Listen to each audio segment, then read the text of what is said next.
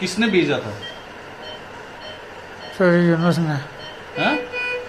चौधरी यूनुस ने। वो कौन है चौधरी यूनुस कौन है? कौन है वो? चौधरी यूनिस कौन है? आर्मी है।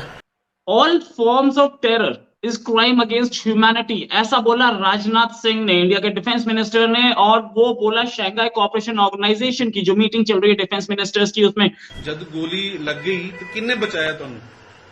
इंडियन आर्मी ने। इंडियन आर्मी बचाया। तो हमें बड़ा शौक है कंपेयर करने का इंडिया से, तो हर पैमाने पे हम उनसे इस वक्त नीचे हैं। कितने पैसे देते थे उन्हें? 3000। 3000। मैं स्टेटमेंट को इस तरीके से ले रहा हूं कि जी टेररिज्म, मैं बिल्कुल कहता हूं कि टेररिज्म, किसी किस्म की टेररिज्म को सपोर्ट नहीं करनी चाहिए। देखिए, इस मुल्क में दया पता लगाओ, कुछ तो गड़बड़ है। वो लोग भी कहते हैं यार बस कर दो, एनफ इज एनफ। कितने लोग मारेंगे हम आपके? मैं कहता हूं कि अगर कश्मीर में किसी को या किसी भी जरिए से करते हैं, किसी भी जरिए से, कितने क्या करेंगे? क्या हिंदुस्तान को खत्म कर सकते हैं? नहीं कर सकते सर। अगर कोई ये सोचता है कि यार ये जो लाल किले पे झंडे की कहानियां सुनते हैं हम लोग बचपन से लेकर और 55 तक, ये कहानियां सुनने को मिल रही कि जी लाल किले पे झंडा, अबे भाई हद हो गई है, बस कर दो। कोई झंडा शंडा नहीं, उस पे हिंदुस्तान का फ्लैग लगा हुआ है, हिंदुस्तान का फ्लैग ही रहेगा। All forms of terror is crime against humanity, ऐसा बोला राजनाथ सिंह ने, इंडिया के डिफेंस मिनिस्टर ने। और वो बोला शंघाई कोऑपरेशन ऑर्गेनाइजेशन की जो मीटिंग चल रही है डिफेंस मिनिस्टर्स की, उसमें राजनाथ सिंह, जो उम्मीद ये की जा रही थी कि कहीं पे शंघाई कोऑपरेशन ऑर्गेनाइजेशन में जहां हमारे दोनों मिनिस्टर्स पहुंच रहे हैं, इसके बाद प्राइम मिनिस्टर भी पहुंचेंगे, वहां पर इंडिया पाकिस्तान की मीटिंग हो सकती है। लेकिन हमें तो दोनों कंट्रीज के बीच में वो टॉम एंड जेरी वाला खेल ज्यादा दिखता है। तो गलती हमारी थी, गलती कहीं थी तो ये चीजें हुई हैं, जिसकी भी थी। असल मकसद ये है कि अगर चीज हो जाए, मैं कह रहा हूं कि राजनाथ सिंह साहब के इस बात को मैं बिल्कुल 110% सपोर्ट करता हूं कि टेररिज्म एक बहुत बड़ा इशू है, एक बड़ा जेन्युइन इशू है। इसने हमें पिछले 25 या 30 सालों में पूरी दुनिया के अंदर हम सबको नुकसान दिया। किसी को मजहब के नाम पे नुकसान दिया, किसी को जो है किसी और तरीके से नुकसान दिया, लेकिन दिया। लेकिन इसका हल मौजूद है। ये नहीं है हो सकता कि हम कहें कि यार एक मसला होगा और उसका सोल्यूशन नहीं। कोविड आया, लोग कहते पता नहीं क्या होगा क्या होगा। आज कोविड क्या है, आज आते किसी को फर्क ही नहीं पड़ता यार व्हाट इज कोविड, खत्म हुआ।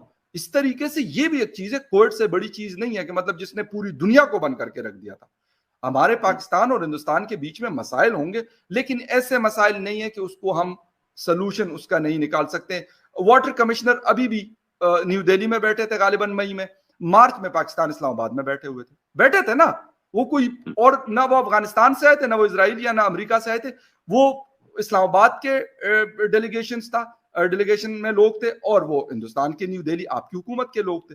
तो जब ये लोग बैठ सकते हैं तो भाई बाकियों में क्या आप लोगों ने वो बनाया हुआ है कि नहीं जी हम तो बात नहीं करेंगे। मैंने कहा ना, या तो ये कर दो, पाकिस्तान को कह दो कि बेटा जरा हमने चेक करना है यार, एक एक जरा लगा लेते हैं, बहुत अरसा हो गया क्योंकि 23-24 साल कारगिल के बाद में, तो एक एक चमाट लगा लेते हैं। वैसे नहीं अच्छी चीज, मैं इसके बिल्कुल फेवर में नहीं। मैंने कहा आपको अपनी फैमिली की एग्जांपल आपको दे दी कि यार बहुत लड़ लिया। मैं स्टेटमेंट को इस तरीके से ले रहा हूं कि जी टेररिज्म, मैं बिल्कुल कहता हूं कि टेररिज्म, किसी किस्म की टेररिज्म को सपोर्ट नहीं करनी चाहिए। वो लोग भी कहते हैं यार बस कर दो, एनफ इज एनफ। कितने लोग मारेंगे हम आपके? मैं कहता हूं कि अगर कश्मीर में किसी को या किसी भी जरिए से करते हैं, किसी भी जरिए से, कितने क्या करेंगे? क्या हिंदुस्तान को खत्म कर सकते हैं? नहीं कर सकते सर। अगर कोई ये सोचता है कि यार ये जो लाल किले पे झंडे की कहानियां सुनते हैं हम लोग बचपन से लेकर और 55 तक, ये कहानियां सुनने को मिल रही कि जी लाल किले पे झंडा, अबे भाई हद हो गई है, बस कर दो। कोई झंडा शंडा नहीं, उस पे हिंदुस्तान का फ्लैग लगा हुआ है, हिंदुस्तान का फ्लैग ही रहेगा उसके ऊपर। यहाँ पे पाकिस्तान का फ्लैग लगा हुआ है, पाकिस्तान का ही लगा रहेगा। बजाय इसके कि हम इन फजूल की चीजों में, बाकी वेस्टर्न वर्ल्ड क्या कर रहे हैं आपस में, उनके सब चीजें हैं, ताल्लुकात हैं, एक दूसरे की जो एक्सपर्टीज है उससे फायदा उठा रहे हैं। हम 75 ईयर्स हो गए, हम इस चीज से अभी तक नहीं निकल सके। मसला बड़ा होगा, मैं ये नहीं कहता कि मसला बड़ा नहीं होगा। Terrorism is a big problem for all of us, but इसका ये नहीं कि इसका सोल्यूशन नहीं है।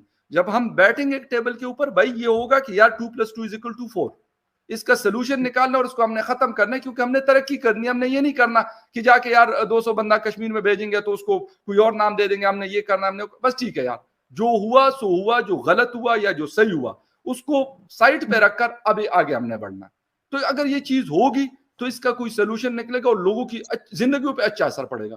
वरना क्या होगा, मैंने आपको सिंपल बता दिया कि 3 साल में ना कोई पाकिस्तान के गम में वहां कोई किसी की डेथ हुई है, और अच्छी बात है नहीं हुई, और ना यहाँ पे किसी की ऐसी हुई है। हाँ, मेरे जैसे बहुत सारे लोग चाहते हैं, और मेरा ख्याल है हिंदुस्तान में भी ऐसे लोग होंगे कि वो कहेंगे कि यार ठीक है, एक नॉर्मल हालात में एक नॉर्मल रिलेशंस होने चाहिए। बेशक ट्रेड हमारा कम है या ज्यादा है, बाकी हमारा आना जाना बहुत ज्यादा है या कम है, लेकिन एक नॉर्मल जो तरीकाकार है पड़ोसियों में वो होना जरूरी है और वो होना चाहिए। तो सर इसी तरह कंट्रीज भी यही होती है, एक फैमिली है, हिंदुस्तान एक फैमिली है, पाकिस्तान एक फैमिली है, ठीक है, और आपस में रिश्तेदारियां भी है। ऐसा नहीं है कि मतलब ये बिल्कुल कट ऑफ है कि नहीं जी हम तो बिल्कुल जी अलग है, ये बिल्कुल अलग है, ऐसा बिल्कुल भी नहीं है। बहुत सारी चीजें मुश्तरक है। मैंने कहा बातें सातें सब कुछ होता है, खाना पीना सब कुछ ऐसा है, मिक्स है। आप अगर हिंदुस्तान में जाके खाएंगे या पाकिस्तान में जाके खाएंगे तो बहुत सारी चीजें आपको एक जैसी मिलेंगी। उसकी वजह यह कि एक जैसे लोग रहते हैं। बात करेंगे तो मेरे ख्याल अच्छा होगा। नरेंद्र मोदी जी भी हैं, बड़े अक्लमंद आदमी है, ऐसा नहीं है कि मतलब कोई दूसरी दफा के प्राइम मिनिस्टर बनते हैं। नवाज शरीफ साहब के घर भी आए हो, और ये भी इतलात आ रही है कि शायद इस यो वाले फोरम पे बहुत ज्यादा चांसेस है, दोनों मियां शहबाज शरीफ साहब और नरेंद्र मोदी जी, गालिबन सितंबर एंड में ये होना है या अक्टूबर में। तो कहते हैं कि यार वो बहुत चांसेस हैं कि वो एक दूसरे से हाथ भी मिला ले, और हो सकते, मैं ये नहीं कहता कि वो जाके बैठेंगे तो सारा कुछ क्यों करके हल हो जाएगा, या राजनाथ सिंह साहब या हमारे डिफेंस मिनिस्टर बैठेंगे तो ये सारा कुछ, ये नहीं होगा। इसके लिए टाइम चाहिए होगा। पहले भी हम लोग बैठे हैं, और अब होपफुली, क्योंकि आप लोगों के चाइना के साथ पिछले 2 सालों में 16 बैठकें हुई हैं, 16, और कहते हैं कि ये भी काफी नहीं है, ना काफी है, ठीक है, तो होगा ये, खैर है, कोई नहीं। ऊंच नीच मैंने कहा ना, हमारे कजनों में भी लफड़े रहते रहे, आप लोगों के यहाँ भी फैमिली मैटर चलते रहते होंगे, कभी जायदाद का मसला, कभी किसका मसला, कभी किसका मसला, तो ये होता रहता है। लेकिन मैं इस बारे में होपफुल हूँ कि यार हो जाएगा, टेंशन नहीं है।